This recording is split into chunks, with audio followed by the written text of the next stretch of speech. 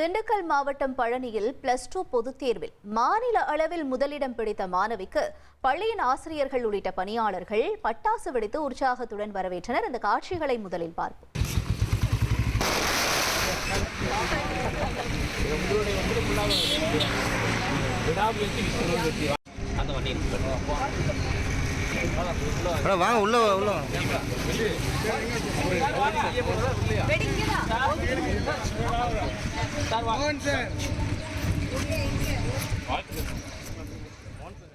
கூடுதல் தகவல்களை எமது செய்தியாளர் அழகேஷ்குமார் வழங்கிட நாம் கேட்போம்.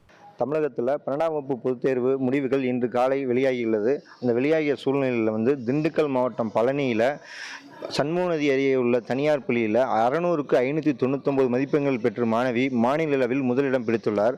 அதாவது தமிழ் மற்றும் கணிதம், கம்ப்யூட்டர் மற்றும் வணிகவியல் துறையில் 100க்கு 100 மதிப்பெண்கள் பெற்றுள்ளார். மேலும் ஆங்கில பாடத்தில் 100க்கு 99 மதிப்பெண்கள் பெற்று 600க்கு 599 மதிப்பெண்கள் பெற்று மாநில அளவில் முதலிடம் பிடித்துள்ளார். மாவட்டம் பழனியில் மாநில அளவில் முதலிடம் பிடித்த மாணவி ஓவியாஞ்சலி 600க்கு 599 பெற்ற மாணவியிடம் நம்ம இது குறித்து கருத்துக்களை கேட்போம்.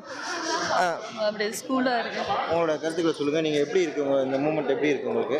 வணக்கம், என் பேர் ஓவியாஞ்சலி. நான் இங்கே பாரத் வித்யா பவன் ஸ்கூலில் படிக்கிறேன். நான் இங்கே எல்கேஜிலேருந்து படிச்சுட்டு இருக்கேன். 10th 11th அண்ட் 12th இப்போ ஃபஸ்ட் மார்க் எடுத்திருக்கேன். இப்போ 12th 599 எடுத்திருக்கேன்.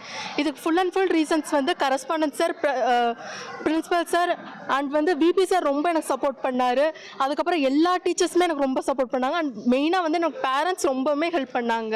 எனக்கு வேண்டியது எல்லாமே பண்ணி தந்தாங்க. எல்லாருமே கரஸ்பாண்டன்ட் சார் எனக்கு வேண்டிய எது கேட்டாலும் செஞ்சு தந்தாங்க. டீச்சர்ஸ் யாருமே திட்டல, எல்லாருமே அன்பா பேசி இது பண்ணாங்க.